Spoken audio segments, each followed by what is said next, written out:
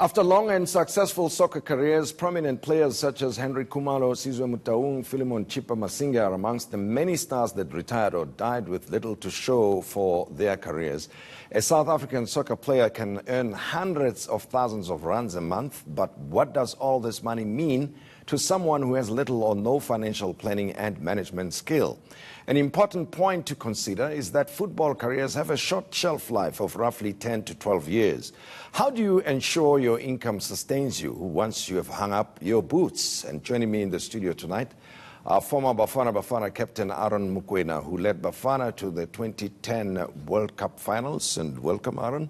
Thank you. And the president of the South African Football Players Union, Thulaganyo Gaoshubelwe. Thulaganyo, pleasure to have you with us on the program.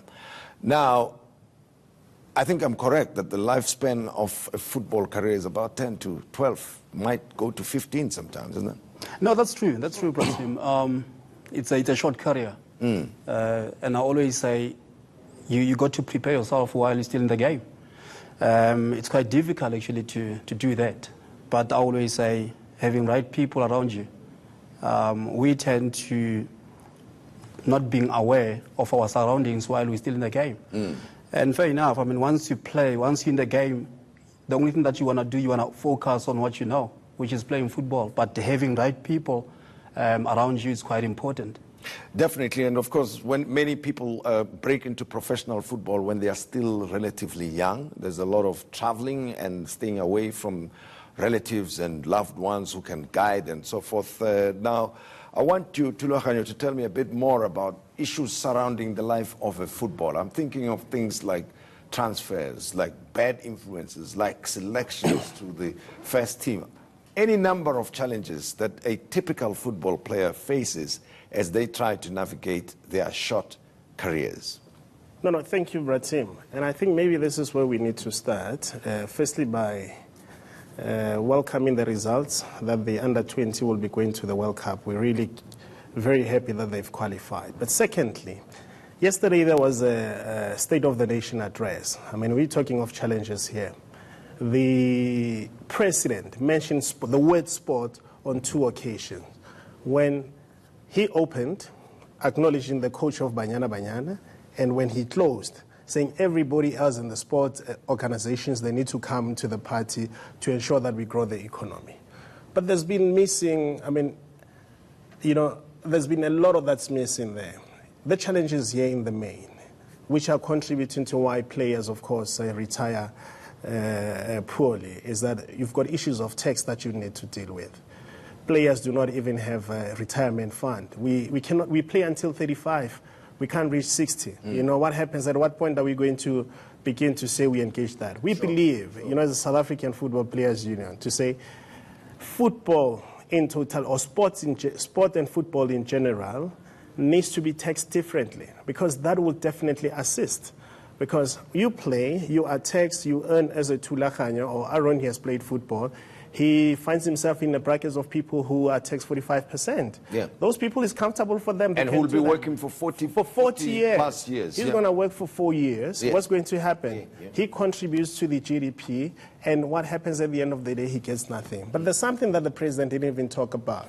When he talked of tourism, he spoke of tourism, he spoke of ocean economy. But in terms of the tourism, how much money do these footballers really create? What's coming to them from, that levy of tourism and stuff and all that? Why can't we create a kitty? Because the point we're making is that we need to create a kitty out of the tax reduction, which we're calling for a tax relief, of course, for sports people, in particular footballers, so that we can create a kitty for them, so that when they retire, just like in other countries. I mean, it's done in Europe, where players can, when they reach 35, or when they retire, and go play amateur football, they can then apply for such benefits as tax and stuff and all that. So we really need to do that as an organization. So there's a common fund of sorts that they all contribute to and then become beneficiaries? No, absolutely there is. And we believe that that's part and parcel of how we can really bridge this. I think these are brilliant ideas. And, even the broader football fans, the public, should support these kinds of moves. And I'm thinking now, when you talk about what the government can do and the regulations that can be put in place, let's look at what happens at the football clubs themselves, the management of footballers. I mentioned something about hundreds of thousands of rands, but that is at the top end. I'm sure it's how many players who earn that much money, 10% or fewer? The lowest paid player in the professional league earns how much? You probably would know. No, absolutely. I mean, there are players who are still earning below, around 10 grand, depending where they're playing NFD and stuff per month, right? But per month. But you'd also understand, and part of the contributing factors as well, Bratim, is the issue of sponsorship. That is still lily white. That still doesn't want to sponsor black sport, in particular football, and make sure that we are able to level. I'm asking that question deliberately because you see the point is what we tend to do is to look at the big players and the amounts of money that they attract and think that it applies to everybody, and that's not the case. I'll come back to what can be done in terms of policies and regulations and management. What about the self-management of an individual footballer? You live under tremendous pressure, isn't it? Yes, Prati. I always say again, when we talk with this young or current crop of players, I always say the agents, we need to understand that the agents are working for us. You can't manage yourself. It's quite difficult while you're still playing. But your agent, he's employed or she's employed. They need to hear what you're saying. They need to protect your interest at heart. So you find there are good agents out there, but most of them bad people. Bad people. I mean, I've been in a situation where Rob Moore was my agent. When I was just about to exit, we sat down with him, and I said to him, look, I think now it's about time. I want to plan my exit now. I have been working with you for years, and what about really buying shares in your company?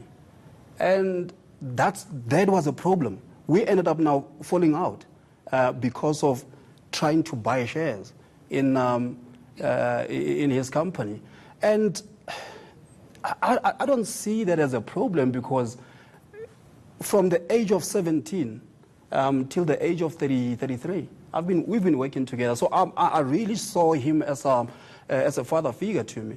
It was a problem. So that showed me that you have bad agents out there, but really to manage yourself, it's quite difficult. Yeah, but I mean, in terms of your career, because in terms of the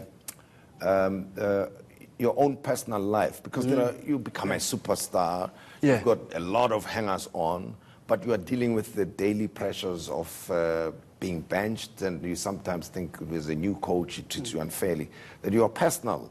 So, you have come across many such stories, I'd like to believe. No, absolutely, Bratim. You see, there's an issue of mental health right here, all right? Because sometimes we expect players to be very strong.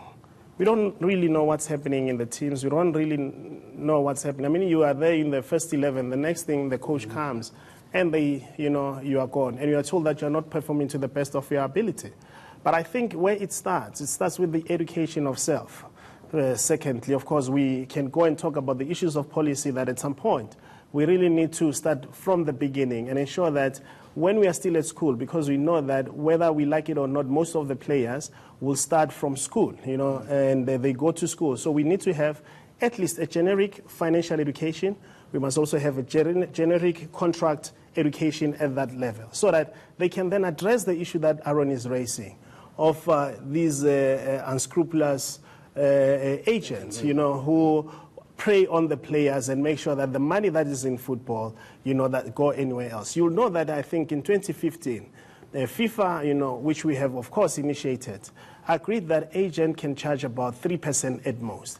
And the education, therefore, is important for players to understand that in that situation, they are the bosses. They are the ones who must begin to pay these players. But also, do not go to your friend or your family who doesn't know anything about finance and ask, for financial assistance. What we have done as an organization is to enter into a relationship, for an example, with Standard Bank. We said, listen, I mean, back in the days, we are unable, these players, you know, they get, whether it's 5,000 or 10,000, they also fall into generic products. We want you to design something and assist them to be able to acquire assets while they're still playing, give them financial advice in terms of where to invest their monies. Because sometimes we think that because there's...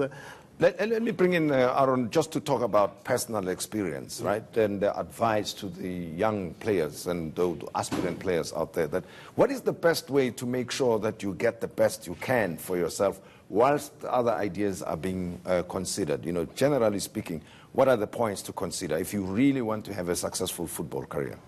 Well, for me, I think, you know, going back to the agents, you need agents. And them agents are people that's supposed to get right people, your financial planners, accountants, by your side. For yourself to go out there and look for them, it might be a bit difficult. And having people like your Tulakhanyo, the PFA, we have been in a situation in the UK where exactly what he said, Portsmouth went under, but PFA was there for players. The money that we were getting paid per week or per month, some of it goes to PFA, and PFA would save that money for us. When Portsmouth went under, we managed to get away with something.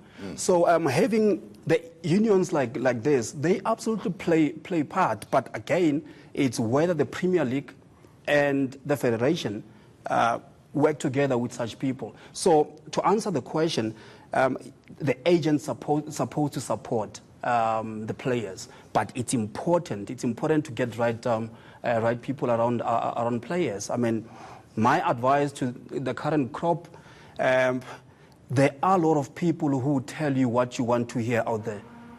You just need to be aware who are those. I mean, it goes back now to the upbringing. Can you be able to spot on the one who's telling you what you want to hear? It's important actually to have that awareness around people that you have. Final word from you, Tulakhanyo? No, absolutely, the team. I mean, I fully agree with Aaron. There are quite a number of things that we really need to correct, okay? And all stakeholders need to come together and make sure that at least the players are then able to get, you know, what's rightfully theirs. And secondly, even the players themselves, they must ask relevant questions, you know, and once we get to that particular point, you know, the question is to say, if you're saying to me, you must deposit your money, or this is where you must invest your money, how am I going to get my returns? Guarantee me those particular returns.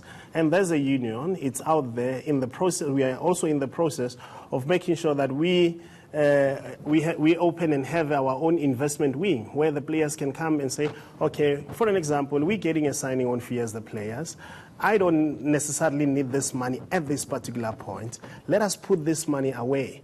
And out of my salary also, like they do in the UK, they do in Europe, you take about 20%, you put it away. And say, when you retire at the age of 35, that is when you stop playing football, then you can have access so that we are then able to create our own retirement fund. We are, of course, in the process, and we believe that that will happen. But we also need government to come and help us regulate in terms of policy. The Department of Education, they really need to sit and look at this whole thing of the curriculum on issues of finance to say, how do we then assist those players who are sport? And we must also engage on the issue of tourism. Well, at least, you know, guys, you're working on very progressive things, which I think a lot of reasonable people and football fans out there will support. And thanks again for paying me a visit and sharing your thoughts and experiences with me. Thank you for having us. And that's our show for tonight. I will be back with you tomorrow morning on the Modise Network at 9 o'clock, and news is next. Good night from us. Thanks for watching.